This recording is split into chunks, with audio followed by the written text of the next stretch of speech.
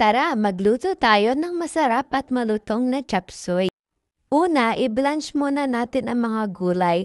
Repolyo, carrot, sayote, broccoli, bell pepper, beans, at saka cauliflower.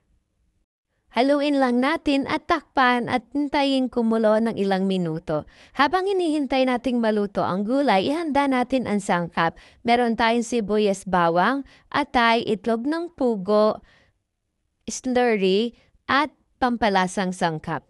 Paghanda na ang lahat, magpainit na tayo ng kaldero, maglagay ng mantika, at magisa ng sibuyas at bawang. Haluin lamang ito hanggang sa mag-golden brown. Kapag okay na, pwede nang ilagay ang atay. Kapag okay na, pwede nang isunod ang pinakuloang balon-balon na tibang parte ng manok. Sa oras na to, pwede na tayo maglagay ng oyster sauce. Pagkatapos, pwede nang ilagay yung gulay. Pagkatapos ilagay na natin yung gulay, lagyan ng pampalasang sangkap, at ilagay na natin ang slurry at tcharan!